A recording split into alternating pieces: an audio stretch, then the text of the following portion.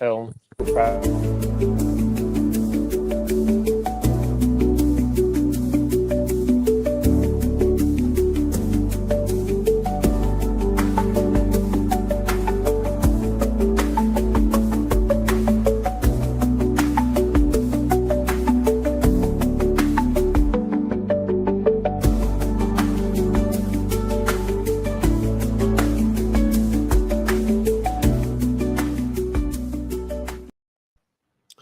I always forget to promote this live podcast on my feeds at the beginning. So I'll do that just after the intro while the guys are chatting. That's probably the best thing.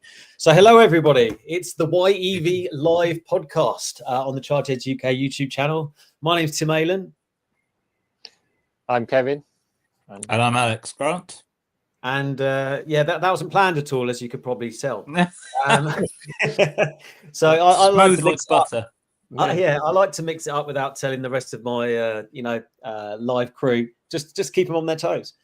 So we were going to be talking about how the UK government budget, was going to affect EVs. However, there's not really been that much that's been going on. So we thought what we could do is concentrate a little bit on that, but also talk about best EVs on a budget and money saving tips. Because I don't know if anyone else has noticed, but my wallet's certainly a little bit lighter, and that's not just because I just bought another Tesla, promise you. But I thought, what a great way to start. But Alex, our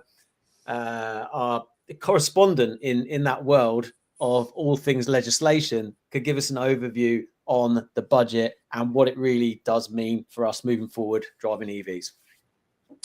So it was always going to be a difficult one, I think, this year, in that in the run-up to the budget, there was an awful lot of discussion about kind of things like benefits payments and things being whittled down, reductions in costs for government and so on. But what people had been hoping for was that you might start to see some additional support for EVs, where in the retail space particularly, there's been a drop-off in terms of registrations.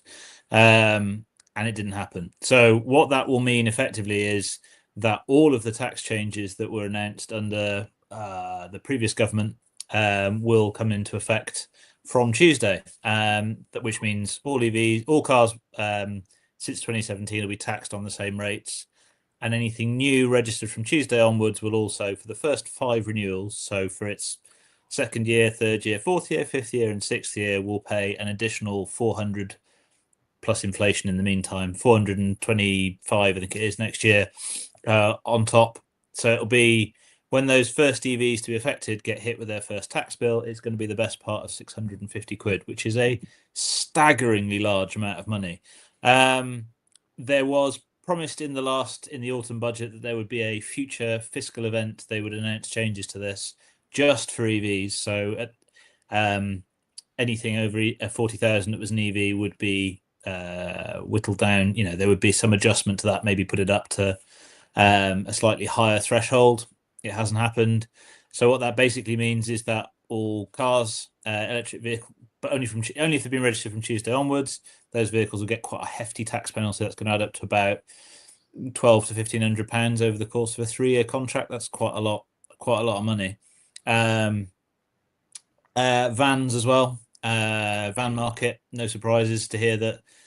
Great shocks to hear that the van market is really struggling at the moment. Vans will also be equalised. Those vehicles will pay, let's get this right now, it's 345, 345 it is, pounds a year, starting from the next tax renewal, which again is a lot of money. I mean, if you think about that, for if you're trying to nudge people to buy electric vans as they are at the moment, hitting them with a big tax bill like that is quite a chunky amount of cash. So not the best of news, really, I think, in terms of that. But then it was, I think anyone who was really hoping for major tax cuts for EV drivers was probably hoping for a little bit too much this time around, given that there's no money, is there? There's no money in the government pot to spend on those incentives at the moment, unfortunately.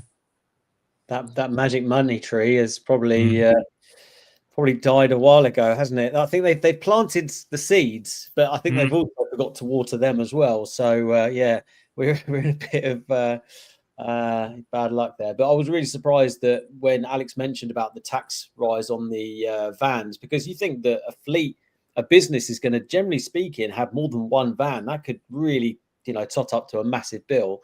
And I'm surprised that they haven't made any, changes on VAT on the public charging side of things. So yeah, it was pretty awful, to be fair. Although there was some good news in the EV world. There was a new Instavolt site down near Winchester. So they've got chargers for people that tow and HGV, and I think it's about 44 chargers there, and they're 160 kilowatt charger, DC charger each, and it's powered by solar and batteries, and yeah, it all sounds pretty good. And the off-peak rate's 55p. We have to have an Instavolt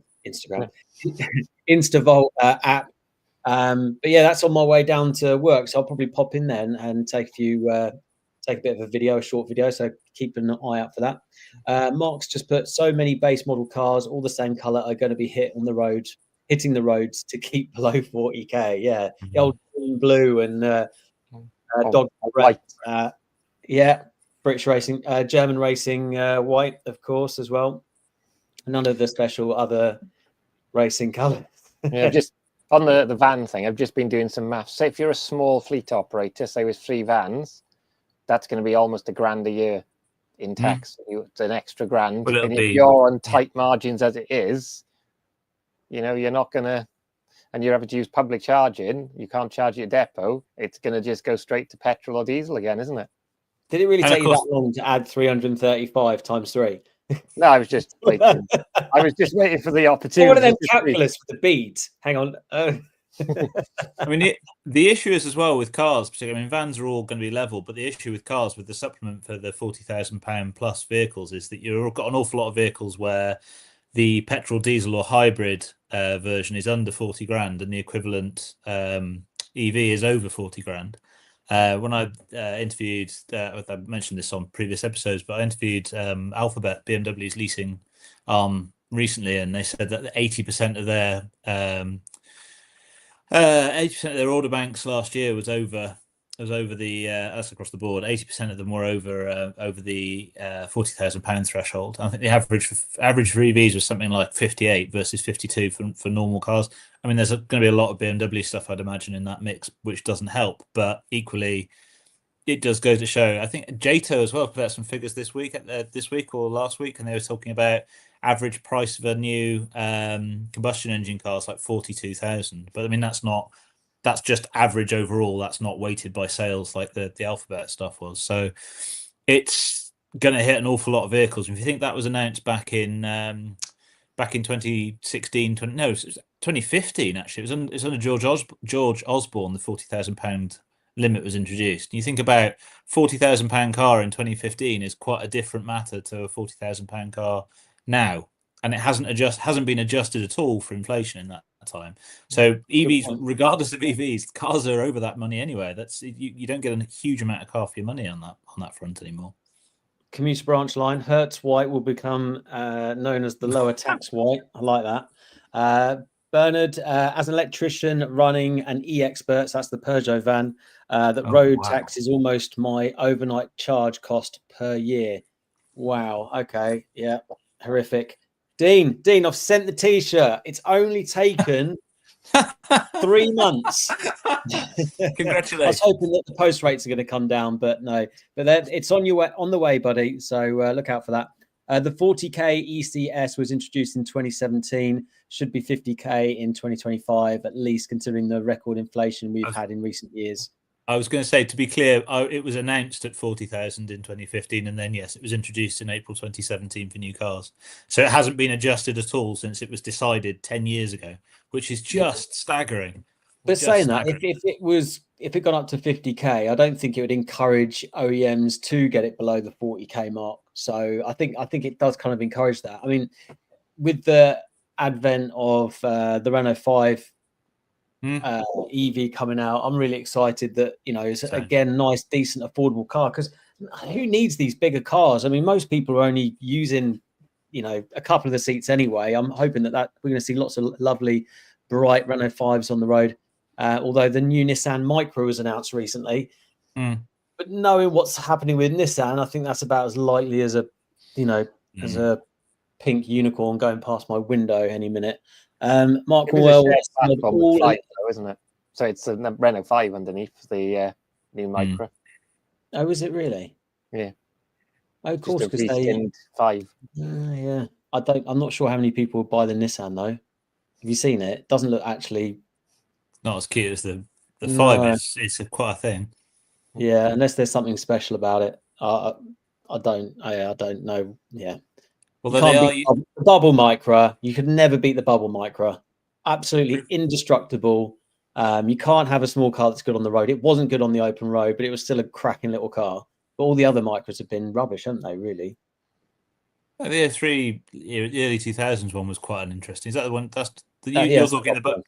Oh, right, because the other ones were marketed with a little bubble-shaped thing with the little wheels. Do you remember the little cartoons you used to get on the back of the Micras? So you had the 80s one. I'm rubbish with Nissan model names. K something or other, isn't it? Yeah. Yeah. So the one that was the March, the March Super Turbo was on. Super Turbo, yeah. 1 litre.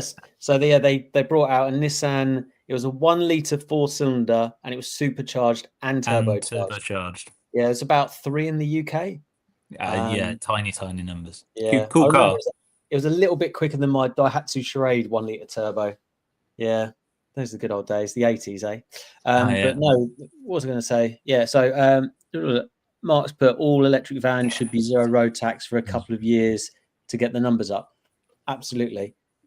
I'm glad to hear it, Dean. And just to clarify for everybody, the reason Dean was sent a Chargeheads t-shirt is because he won the New Year's Eve big fat quiz of the year that we had at the end of it. K11 Micra, absolutely, Rob. See, I had AW11 and I knew that was an MR2, and I was like, I know it's something like that, and I was almost there. But yeah, see, I knew it began with K, so yeah, we had half of it each. So there we go. We won in the end. So where were we? Are we going back onto budget EVs now? How we can save costs? We were talking about white, talking about the Hertz white and things. So I'm driving around in a top spec Grandland at the moment, Vauxhall Grandland. I don't know if there was a thread that came up actually on LinkedIn recently, and someone took a picture of one and said, "What is this thing?" I mean, it's quite a big step forward visually. Vauxhall writing at the back, right? Yes, yeah. It's got a light bar at the front with the illuminated Vauxhall logo, and then another light bar at the back with the word Vauxhall written in kind of. It almost looks like. Do you remember when you used to like cast things out of perspex in school, like on vacuum formers and stuff? It kind of looks like it's made of like transparent plastic like that, and it lights up in red on the back. I've been driving around. I wouldn't have one in the gold that I've got mine in, but the one I've got is a top spec. So it's an ultimate. It's the smaller of the 2 batteries they fit in that platform. So the 3008 gets the 90-something kilowatt hour, which the Grandland will, I believe, be getting as well. Yeah. This one's got a 70. God, I should have all this in the top of my head because I was writing about it this week. 70-something, 773, I think it is, kilowatt hour battery. And it's without the metallic paint option, which I think is about 700 quid. The list price on this is 4495, so it's just over the £40,000 mark. Now, Vauxhall's made a lot of noise about how you can get a GS or the entry-level one so the 2 base specs come under the £40,000 mark for that tax hike. But actually, if you go into the specs on the top spec one and you remove the panoramic sunroof, it takes 500 quid off the list price and brings it down to 39,995, which then means it misses the additional charge. So the problem with Vauxhall though is I don't know about anyone else, but you'd have to pay me to drive a Vauxhall. I just couldn't ever drive unless it was like a Mark 1 Astra or a Mark 2 GTE 16 valve. Pretty cool car. Or Monaro. No, not Monaro. Is that what I'm thinking? The Opel. That was the Monaro was the and the VX220. Other than that, I mean, Vauxhalls are just utter bags of nails, aren't they? Really. But if you look at a year ago, I was driving around in a Corsa, top spec Corsa electric, and it was just over the £39,000 mark. Sign of the times in terms of money saving, yes. For a Corsa, yes. Yeah, we did the London when we did the London to Brighton with you, Tim. That's what we were in. We were in a nearly £40,000 Corsa. Nearly £40,000 Corsa, and you can now get for less than £1,000 more, you can get a top spec Grandland, which is a big car. It's a big electric SUV. It's a great car for 40 grand. Let's soak that. Let people soak that in. Right, £39,000 for a Corsa. 600 How quid much less was a than Nova back in the day? All right. How much was a Last year, Nova? Was it like £6,000? Last year, the price gap between that car in the spec that I had, which had a color tax on it, it had a grey, special grey paint on it. It was only 650 quid less than a Model 3 in base spec. Bloody, So it's a lot of money. It's come down in price quite a lot since, obviously, but yeah. Can anybody can anybody remember how much brand new a Vauxhall Nova was? Like a 1.3 SR, one of the the tricked up ones. I'm really interested to know how much that was new, because that's kind of, I suppose, our generation of first car and all the rest of it. I don't know. There's inflation. I can tell you that this, so Polo G40 was considered to be an expensive car at £12,000. Well, it's 11,500, £12,000. 1991. 91. Yeah, I'm not far off. Yeah, I mean, 39 grand though. Jesus, wet. That's just bananas. I mean, and they obviously sold some, because I've seen some electric Corsas on the road. Yeah, it was. They were when they first came out, or is this the newer edition? So this was the facelift last year when it got the slightly bigger battery and the new, more powerful motor. You could get, the S edition you could get, which is the one they released halfway through, which they've now kind of kept on as a kind of a regular trim. So they did like a cut down version, which came with the old engine, the old motor, and the old battery. And actually, when you price that up, it was really quite cheap per month. It was really good value. I've seen used electric Corsas for about 9 to 10 grand, I think. Really? I'm not surprised. We'll have a look in a minute, because Dean's come up trumps, and this is why he won the Big Fat EV Quiz of the Year, because he's found the price of the 1.3 SR Nova. Was any AI involved in that? Was the new X or XAI platform used?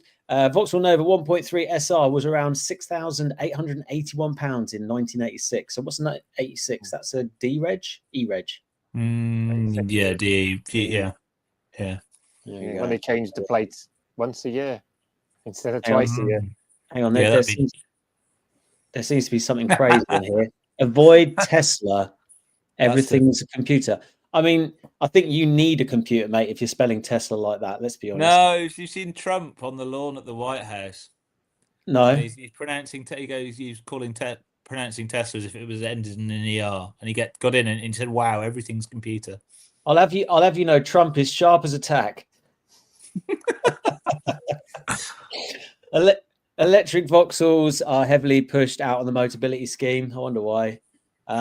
Google is my friend. There we go.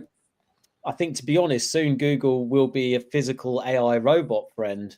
I think this is a worry. I think for us guys, there could be. Let's not get into that. No one's ever watched Terminator. Now we've given them bodies. What's wrong? Have we not learned anything from movies? What's the movie with the really fit AI? There's been a couple actually recently, but yeah, I think that's going to be. Yeah, there'll be Chinese versions like shipped over. Yeah. Anyway, let's move on from weird AI.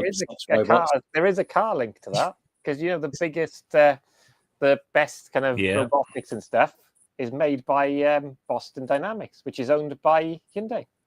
That's the one that does all the running and jumping. Yeah, that can do parkour, but that's owned by Hyundai now. Parkour, yeah.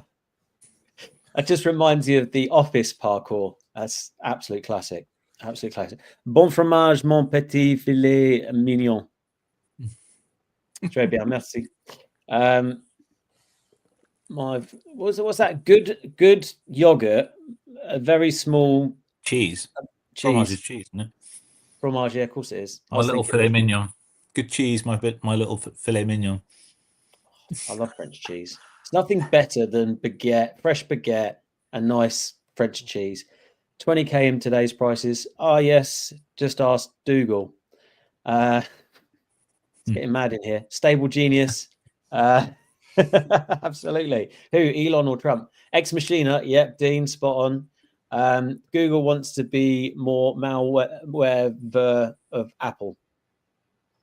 RP, you've never commented before, and you come in thick and fast. Good work. Maybe it's an AI. It could be.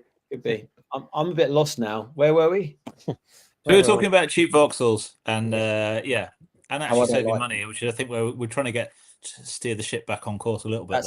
That's it. So you said there were no cool Vauxhalls. Well, there's a couple of cool ones, but I just don't think you'd spend money on a Vauxhall these days. I mean, I think when we've already touched on this, the Stellantis products, they look pretty, they look shiny, they perform fairly well, but in terms of the longevity, robustness, right to repair, I don't really think they're the car to have. Well, I don't think they're the right car to own.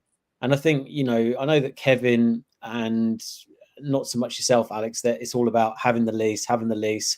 But I like vehicles that you can buy used and, get the longevity out of them. That's always been the way I purchase cars, as people will see on the channel. But I'm just thinking, what is a good deal on an EV? Just depends on how you're looking to purchase it. Are we thinking monthly? I mean, you'd obviously have to be mental to buy a Stellantis product outright, like the blue van on the driveway outside.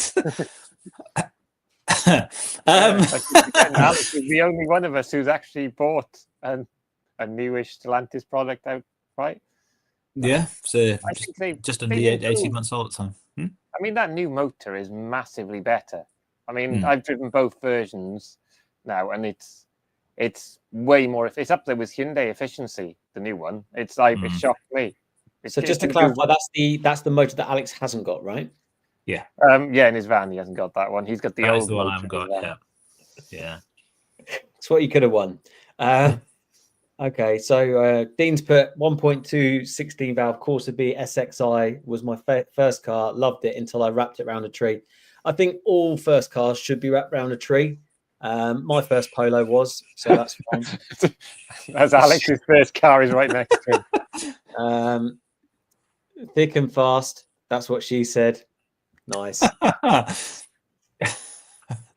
The Blade Runner reboot had Anna J. Amas as an AI. Yes. And who?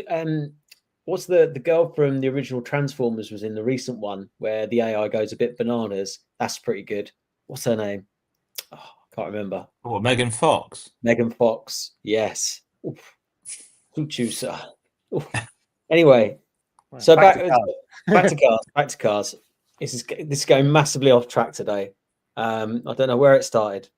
We haven't got enough tax to bring everyone down to earth. I think everyone's gone a bit loopy in the comments. Need a bit more in-depth tax talk to kind of just get people to level down a little bit. Yeah, I can summon that if everyone wants to start, have a little nap. But yeah, it's all about saving money. So okay, let's go in with this then. So we're talking budgets. Like generally speaking, people aren't cash rich. We're talking monthlies. So what is the best deal out there for a used vehicle? Whether you're going personal loan or PCP or HP or new car deal, what deals have people seen recently? Because I've not actually been on the market. I haven't been looking at cars. I've had enough of looking at cars after buying the Tesla. So what deals are out there, guys? Have you seen anything good out there from a deal perspective, or do you think prices are going to go massively up after the start of April?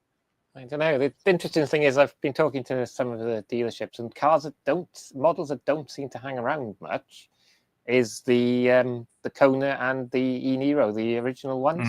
I've heard that. So one of the ones that seems to hang around is the smaller battery Kona, which is still a 200-mile range car. So the not the 64 kilowatt one, but if you've got 64 kilowatt Kona or e-Niro, they seem to sell quite quickly. So, I mean, there's nothing wrong with that. They're quite efficient Hyundai. So actually, you could probably get yourself a bargain with, if you're doing normal commuting with the smaller battery version. Yeah, I mean, for a while I was looking at the smaller battery, which is more common in the Kona than it is in the Niro, because you do get it in the Niro as well. And I can tell you, I was looking at those particular ones for ages, and they weren't really coming down in price at all. I'll have a look to see what they are now, to see if they've changed in the last month. I'd feel pretty calm. I mean, the Kona's been around since 2017, the really early ones. Sadly, not enough to fall into the £20 tax bracket. They're about 6 months later, 6 months before that came in about 6 months before the first ones reached the UK. But an early Kona EV would be a damn sound way to go electric for not a huge amount of money.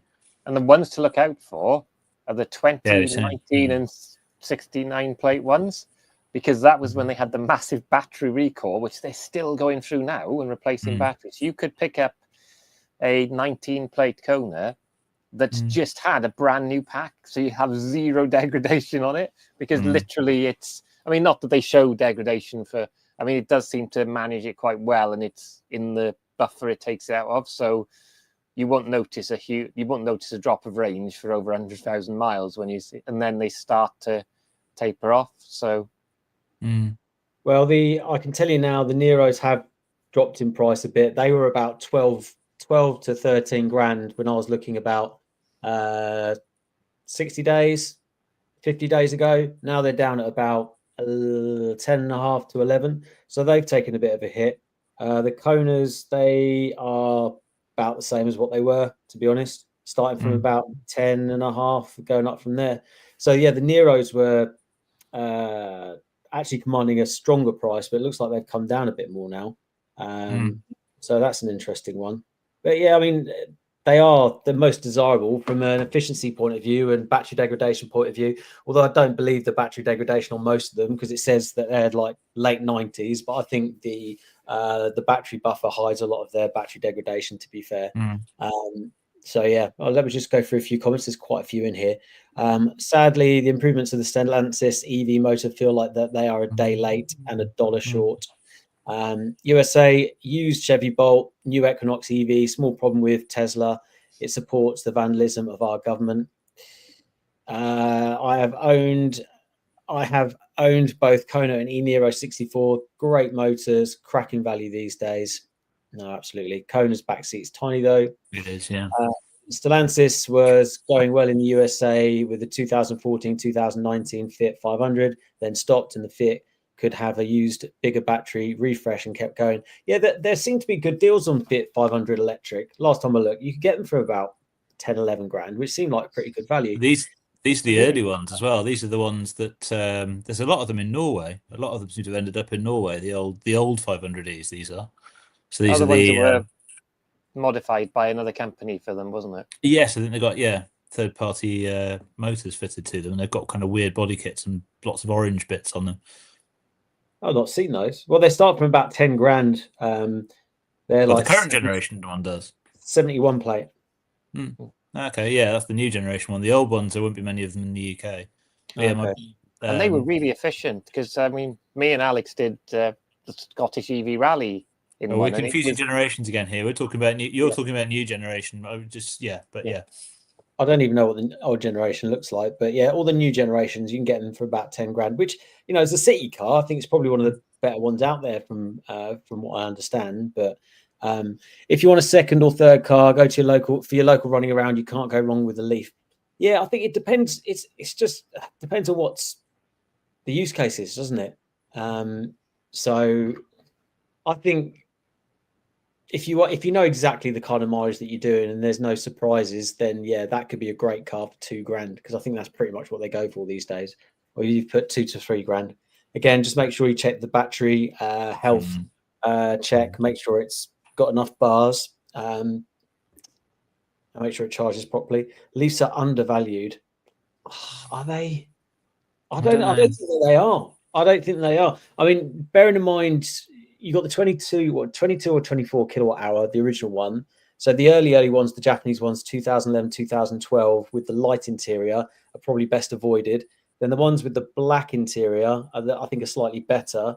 Then they moved to 30 kilowatt hour, which you don't touch at all. Then they increased it to 40 kilowatts, which are okay. And then they brought out the new shape, which is exactly the same as the old shape, but just with a different body on it. Which seem to be okay, but the batteries, because they're air cooled, aren't they? Yeah, they're not even. Yeah, they're kind of air cooled, aren't they? The air around them cools them. Yeah, I personally wouldn't touch them. Again, Renault Zoes, I think they've had a lot of charger issues recently. I would stay away. I would go Kia Kia Soul or Hyundai Ioniq wind knife. You want something with CCS, really, don't you? So, yeah. I mean, the wind knife is still, I mean, they seem to be really going, you see high mileage examples with still decent range on them of the first generation one.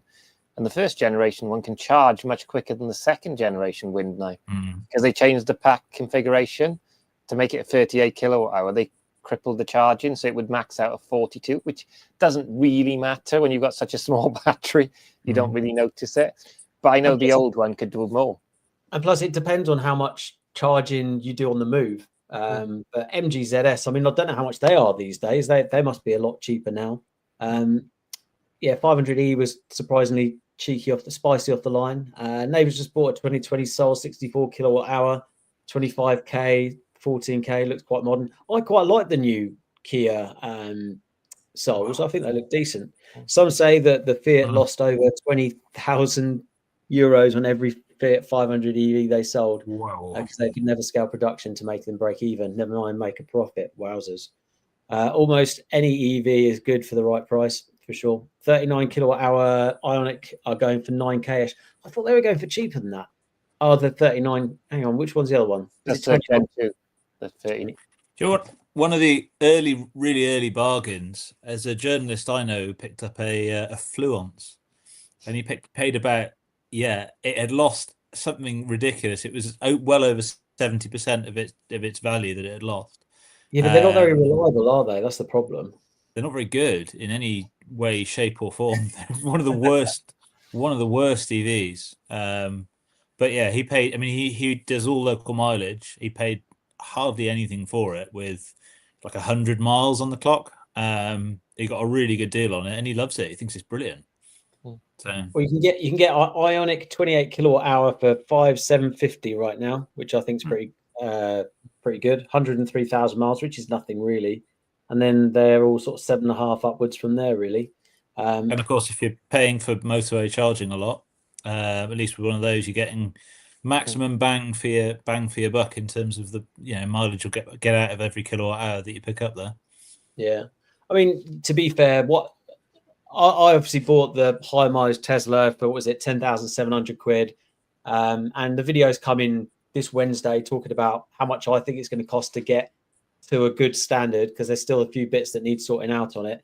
But it's just, I love the fact that I can go from one car to the other, and it was just all my settings are right, bang, and it's got all the kind of creature comfort. Hasn't got the range because of the battery degradation, but again, it's going to be the missus's car. So I think it really boils down to what your use case is. Like Dean said earlier, a Leaf, if you're doing short journeys, it's just up the road and back. I mean, the Leaf could be absolutely perfect. Just there's a few of those on. There's a Zoe and a couple of really early Leafs on our school run here, and I think they're second. I know one. I know the Zoe that lives down the road from us here is a second car. I believe the Leaf is as well. One of the Leafs is a second car. And if you're paying a couple of grand for it, and you're just using it to do all your local stuff, and then you've got a great big something or other to take the family off on holiday, that's probably the right way to do things, really. And if they're battery owned, I mean, it's interesting with the Zoe. I mean, you're probably thinking that price, when they're a couple of grand, the battery's worth more than the car. So you've almost got it to a throw. So if I know there's some issues with motor bearings on early Zoes, but I mean, that pack's probably got some value in it if it's an owned one for that now.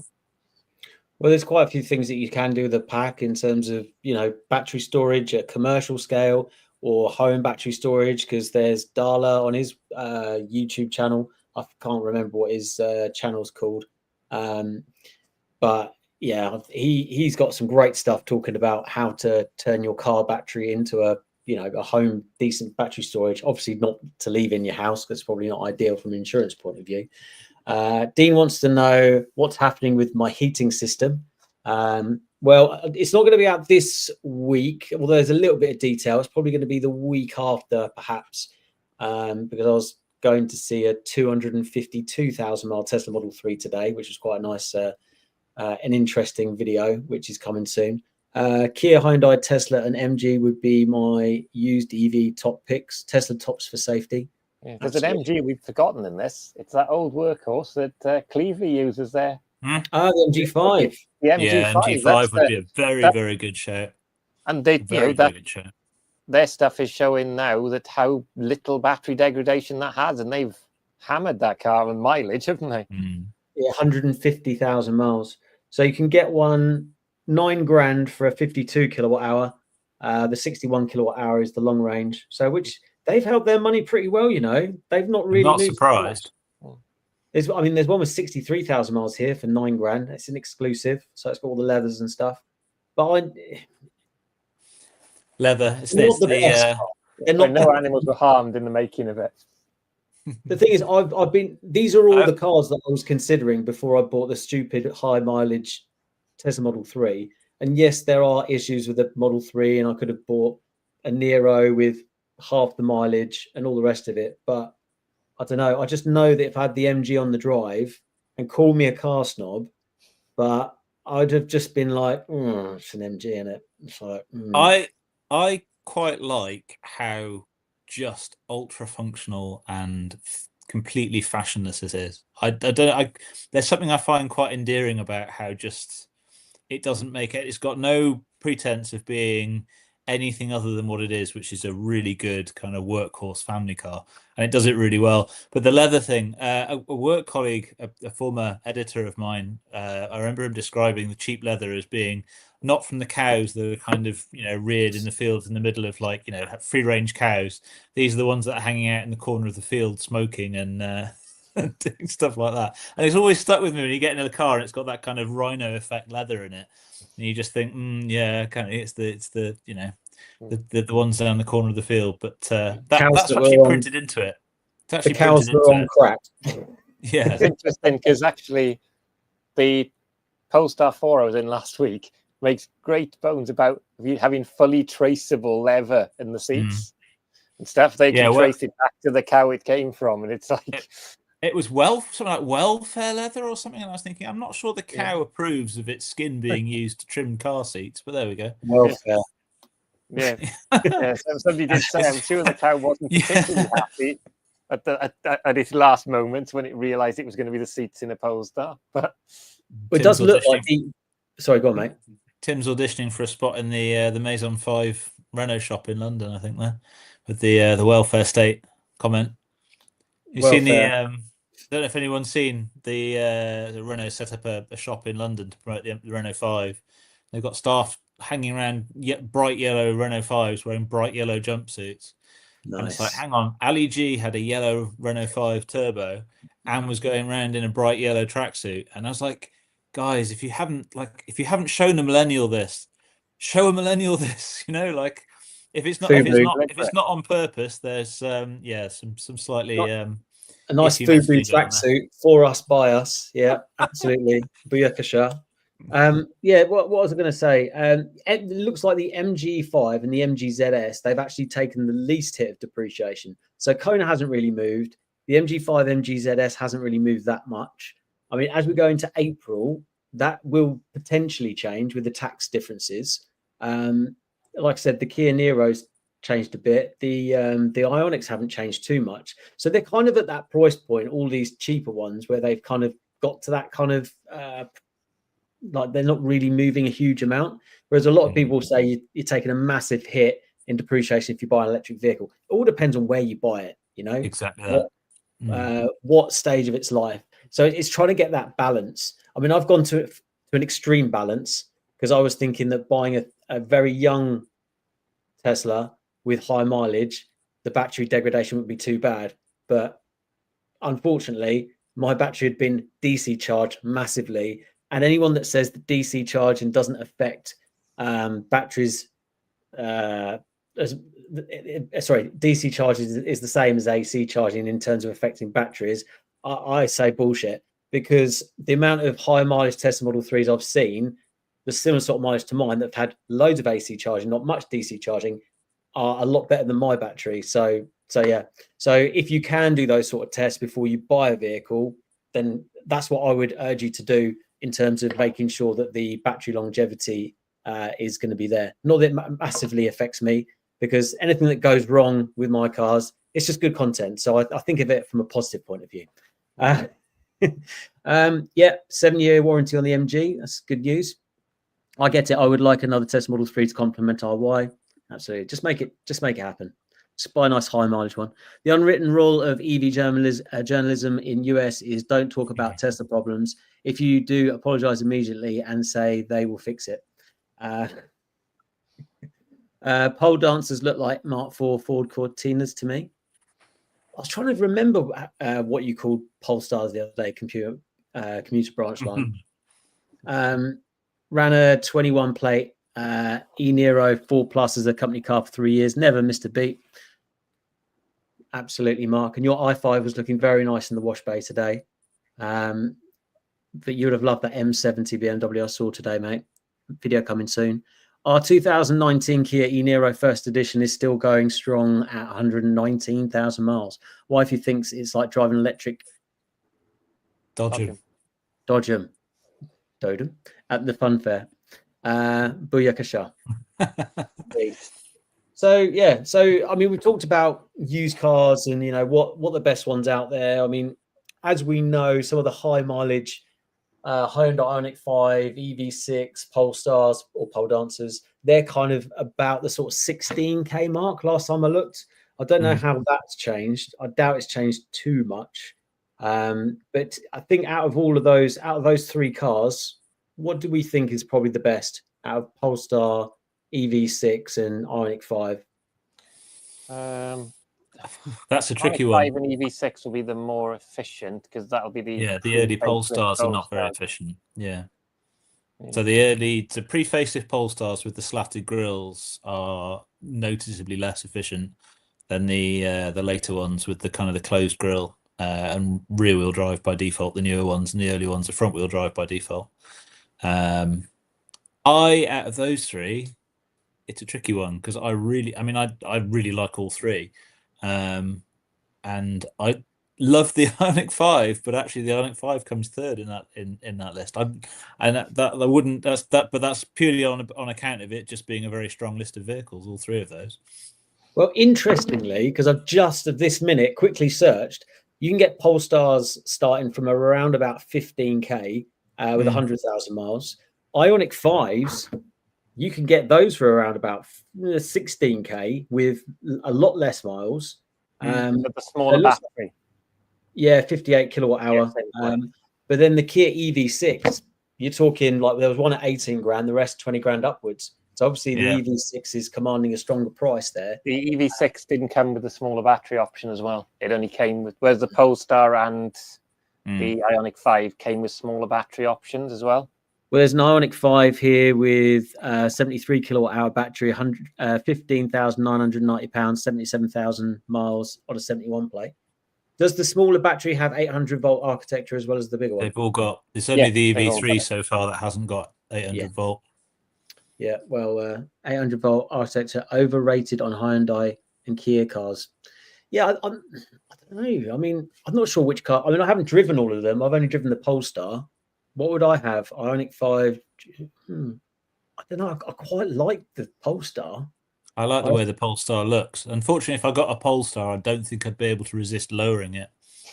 I just think it's a great looking car. It just sits about an inch too high. Plus, you can get a boost, can't you? You can get a boost on the performance. Yes, you can. Yeah, you can. There we go. So I think it'd have to be Polestar because you can make it faster. There we go. Easy. I mean, I can't really answer that because I've got an Ioniq 5, so I've made my choice, haven't I? They're all very appealing cars, all three of those. You're not going to feel sorry that you bought any of those. Really. All right, and I can answer Dean's question. So the earlier ones had no battery heater, but they upgraded it to the battery heater, and then it charges properly. So it actually does. So all the newer ones, the software update means that they've actually, if you set a charging station as your destination, they will preheat the battery like Teslas and other cars, which eliminates the slow charging speed. But the early ones didn't have a battery heater. So mine, for example, I'll go to a 350 kilowatt charger in the summer. Fine, it'll do 200 and odd kilowatts. I'll go to one in the winter. It'll open the vents on the front to look as if it's going about to charge fast and then pull 43. Wow. Nice. So it's a bit disappointing when it does that. And because it's 800 volt architecture, Whereas the traditional 400-volt architecture would warm the battery up by charging, the 800-volt one, which allows it to charge faster because it doesn't heat the battery up, means it doesn't heat the battery up, so it doesn't charge faster. Now, while we were on charging, something that's been really gnawing away at me is this, like, everyone raving about the BYD. It's probably because I'm a bit of a Tesla fanboy, but everyone's like raving about BYD and it's like super quick charging. And I think it's completely irrelevant because you got to have the charging infrastructure to do it in the first place.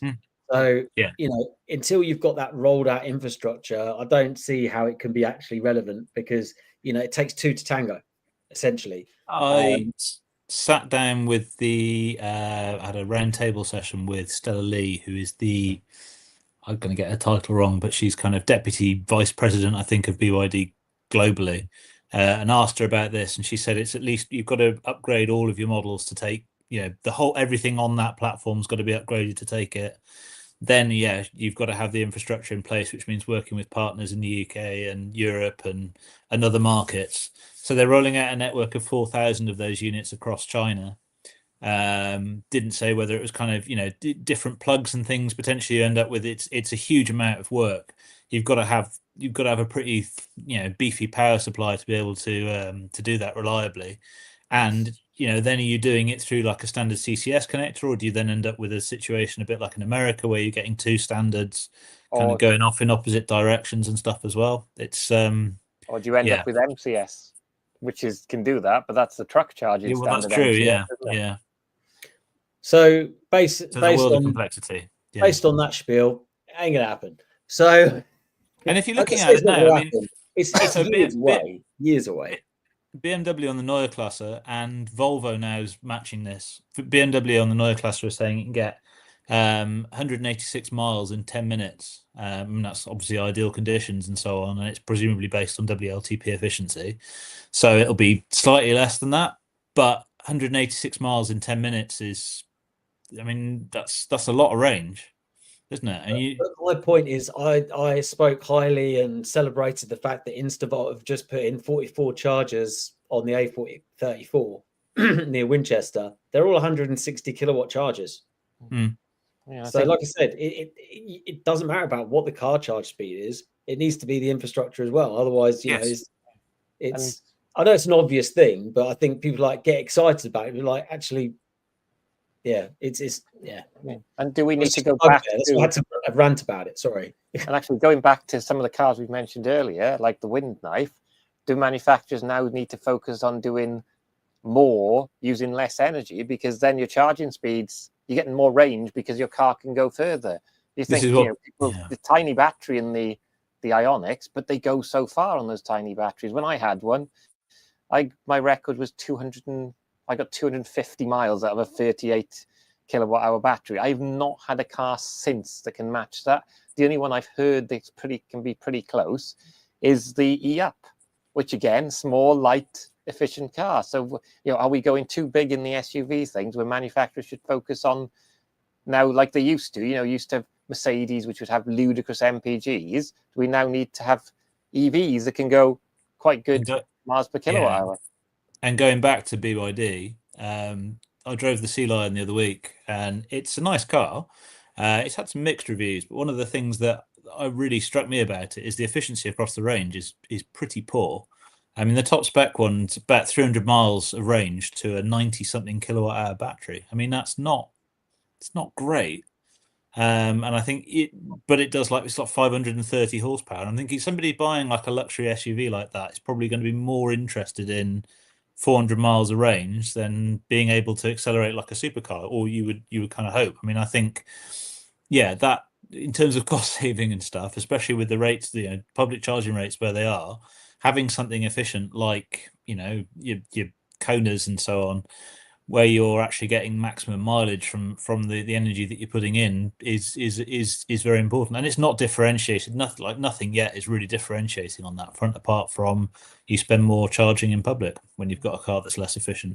And does this open up the subject, I suppose, at this 10 to 9 o'clock hour, which is always the way that we've actually stumbled upon a really good subject matter, which is, should maybe manufacturers be doing one model and just say, okay, well, this is the wild spec and this is the mild spec, to coin Moggy from Electric Classic Cars? Because you're right. I mean, it might be the fact that they're stuck on, oh, we need to encourage people into EVs. How are we going to do that? It's all about power. It's all about power. But actually, why don't you just have one car with two different drivetrains? You know, one for, Kev spec and one for Timmy Turbo spec, I don't know what spec Alex is, but family spec. No, I'm more on the Timmy Turbo spec, I'm afraid. But yeah, no, I mean, BMW are starting to talk about this now. Again, I mean, I had a session with BMW about the Neue Klasse a few weeks ago, and they are starting to say that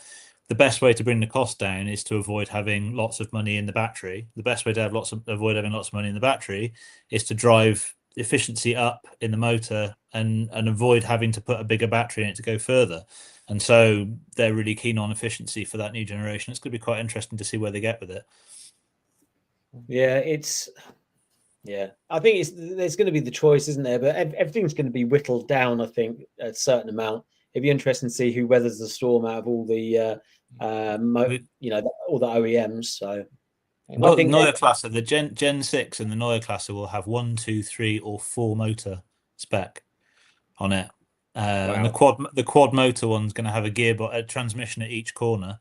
They were saying, like each wheel's going to have its own. I mean, that's meant. I mean, that's presumably going to be M badge and maybe some Rolls Royce high end stuff. Who knows? But yeah, I mean, they're really kind of offering that spread, and they're looking at things like LFP. They've got LFP to come, and they're looking into solid state and other bits and pieces. But yeah, it's. I think efficiency is going to become more and more of a selling point because it's going to be a way to offer cheaper vehicles, isn't it? You don't want to be putting a huge slab of it in there. Volkswagen used to do it. Remember all the Blue Motion stuff where they had fairly decent specs, but they had smaller wheels on them, more aerodynamic tweaks. So why don't they do like the equivalent of that, with the smaller wheels and stuff? Because at the moment they're now having big wheels on everything, which affect your range. I seem to remember the e-Golf actually being really quite efficient, and it's been a while since I drove one, so I may be wrong with that, but I seem to have vague memory. They didn't have a very large battery, but it went a reasonable distance. Especially the later ones with the bigger battery.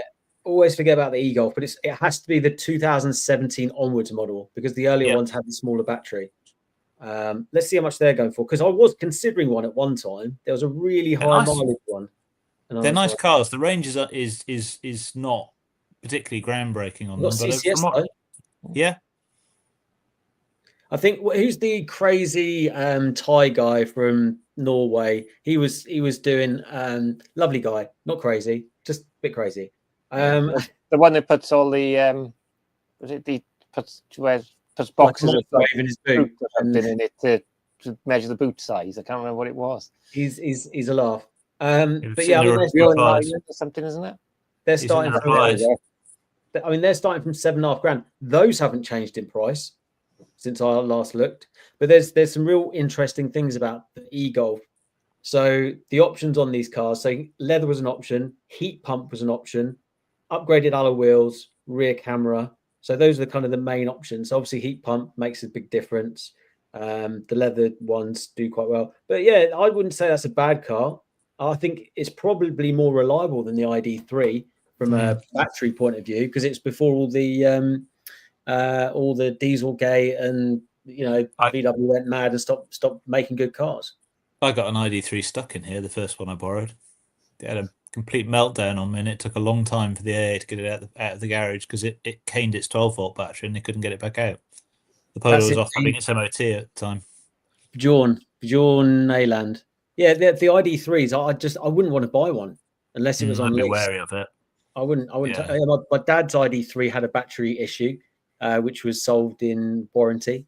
Yeah, I just wouldn't. I actually quite like the way the ID3 looks, and I know not a lot of people. I know it gets kind of mixed reviews on that front, but I think an ID3 on large wheels is quite a good looking thing. So again, it'd be one where I'd probably have to modify it because I can't. I think they look really good modified. There's a video that I've done. It was probably about 2 years ago, and this guy he'd wrapped the back tailgate that it was black, the same color as the car. It was like Nardo grey sort of color.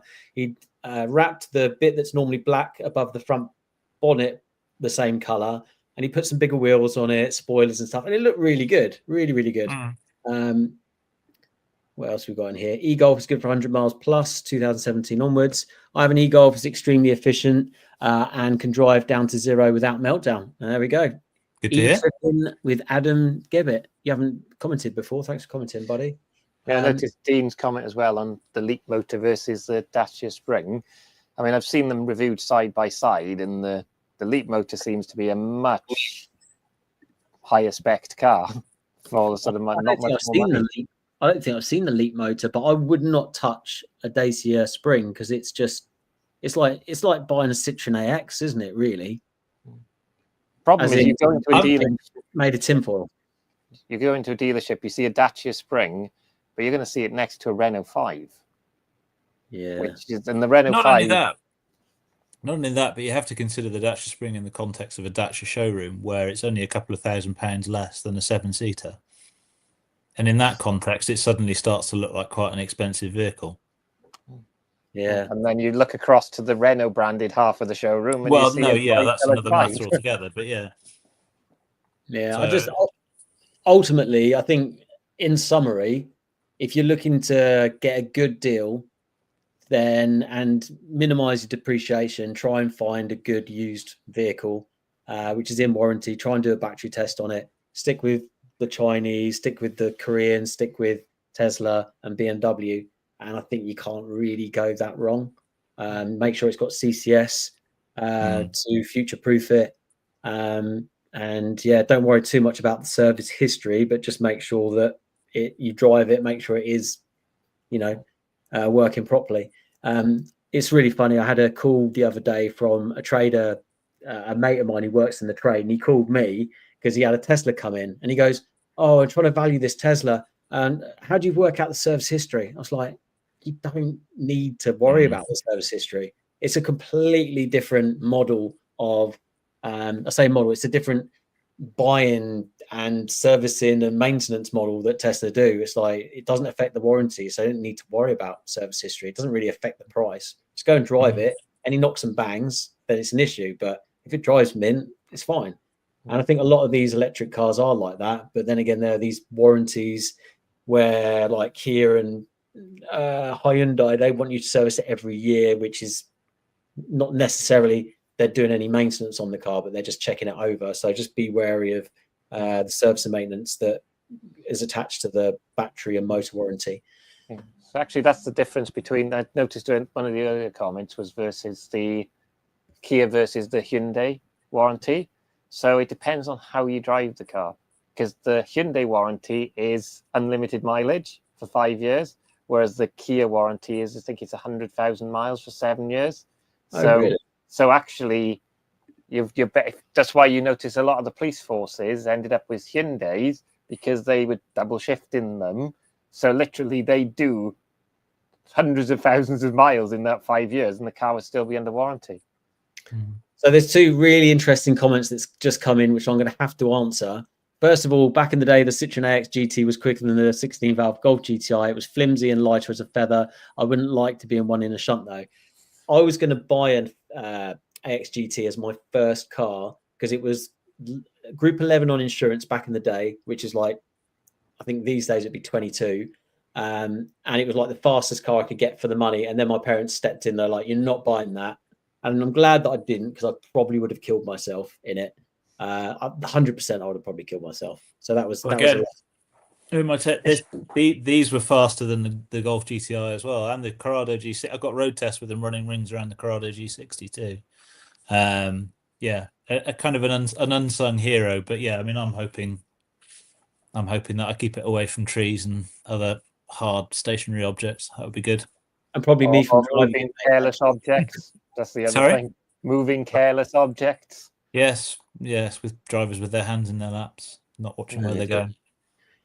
And the other question was, do you think Tesla off warranty is a good idea? So I bought Rusty out of its normal warranty, not battery and motor warranty, and it's been pretty faultless, to be honest, other than bushes and stuff. Absolutely faultless. The other Tesla was massively out of all warranty. And is it an issue? I'll let you know in a couple of weeks. So yeah, obviously I've got a bit of a heating and air conditioning problem on my 218,000 mile Tesla Model 3. And to find out more about that, watch the Chargeheads UK YouTube channel series on the Model 3, which I've called Lucky so far, but we'll see if the name changes during the course of events. So if we see it becoming a massive donor car for your TVR, we'll know what's gone wrong. Yeah, this TVR's got a Tesla dashboard. Didn't know about the warranties. Nice one. I still miss my Polo Coupe S 1.3 Classic. I picked that over an SR November. Nova. Nova. Yeah. Some strange. Also correct. That's basically what I've got here. It's basically what I've got here, but with 3 times the power. I would love to drive your Polo, Alex. I must admit, especially with the LSD. That makes it very exciting. It's very fun. exciting. Yeah. Right. I suppose let's wrap this up. Let's just before everyone chips off, we'll say what we're doing this week. I'm going to be flat out. Just finish off the video and work. Loads of stuff going on with work and EV transition at the moment, decarbonisation, which is lots of fun. Kev, Alex, what are you up to? So I'm at the moment I'm in the new EV3 in the Air Spec, which is the longest range one. So it's the entry level, but with the biggest battery. And I'm off to a road trip. I've got an event in Brighton with the people who do London to Brighton. They've got a arrive and drive event. So I'm on the panel there on Thursday. So I'll be driving that up to Brighton and back. And my aim is to see how much of it I can do in a single charge. It's 233 miles each way, though. So I think I will need to charge, but it'll be good to see how efficient or how far it goes, since I think it's not far off a 400-mile range car. Good car. Very good car. In fact, if you look up the UK Car of the Year announcement, you'll find somebody very familiar is quoted on it. Just saying. Anyway, I'm on Secret Squirrel stuff this week, so I can't really talk much, but I'm away in I'm doing a weekend away in my car next weekend, so I'm looking forward to that. It's my birthday on Tuesday, so treating myself to a couple of days away, taking the car and going off for a drive. So I'm looking forward to that. Which car are you taking, the Grandland or the Polo? Which do you think? As good as the Grandland is, well, that's unless the Polo decides to do something I don't want this week, in which case I'll end up taking the Grandland, but the plan is to take the Polo. So cool. All right, guys. Well, we'll see you all next week. And I shouldn't have put that chocolate eclair in my mouth because now I can't speak. Anyway, see everyone next week. Take care, guys. Thanks for tuning in. Thanks, chaps. Bye.